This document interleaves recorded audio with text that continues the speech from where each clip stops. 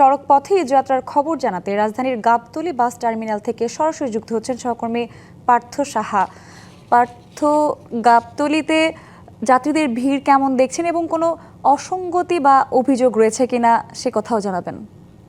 সঞ্জিতা, আমি এই মুহূর্তে গাবতলী বাস স্ট্যান্ডে অবস্থান করছি। এই গাবতলী বাস স্ট্যান্ড আপনি জানেন উত্তর এবং দক্ষিণবঙ্গের মানুষের যাতায়াতের জন্য কিন্তু সবসময় জনপ্রিয় প্রথম সারিতে থাকে।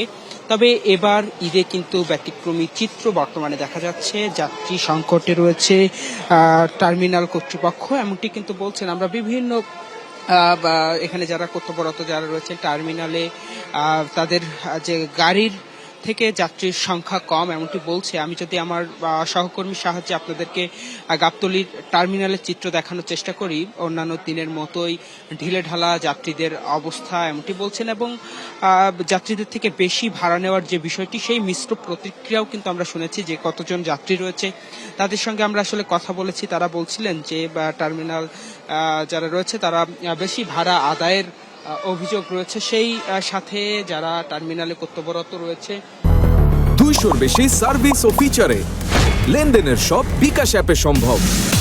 শ্রমিকরা তারাও কিন্তু বলছেন যে যথারীতি ও বিগত বছরগুলোর তুলনায় এবার যাত্রী অনেকটাই কম। আমরা শুরুতে একজনের সঙ্গে একটু কথা বলতে চাবো।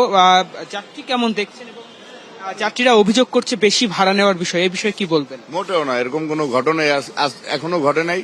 তো কিছু কিছু ক্ষুদ্র ক্ষুদ্র ঘটনা ঘটছে, সেগুলা ম্যাজিস্ট্রেট ইনস্ট্যান্ট জরিমানা করে ওগুলা সমাধান করে দিচ্ছে, আমরাও দেখছি, সবাই দেখছে। আর যাত্রীর চাপ তো নাই বললেই চলে।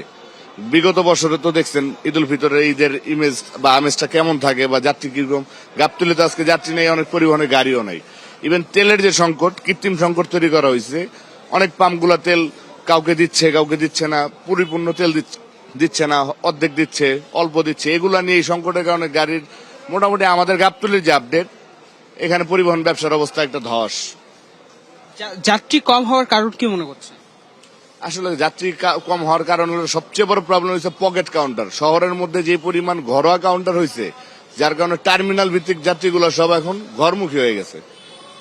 সঞ্জিতা, শুনছিলেন আমরা একজন কাউন্টারে কর্তব্যরত একজনের সঙ্গে কথা বলছিলাম। তিনি বলছিলেন শহর কেন্দ্রিক যে পকেট কাউন্টারগুলো রয়েছে সেই কারণেই গাবতলীর এই ঐতিহ্যবাহী যে টার্মিনাল সেটির জনপ্রিয়তা কমে গিয়েছে এবং তেল সংকটের যে বিষয়টি সেটিও কিন্তু তিনি বলছিলেন। এবং অন্যান্য ঈদের তুলনায় এবার ঈদে যাত্রী সংকটে ভুগছে গাবতলীর যে বাস স্টেশনগুলো রয়েছে সেই স্টেশনের কর্তব্যরত কাউন্টারের যে কর্মী তিনি কিন্তু আসলে বলছিলেন এটি। সঞ্জিদা, এই ছিল গাবতলী থেকে আমার কাছে বর্তমানে সর্বশেষ। পার্থ, ধন্যবাদ আপনাকে।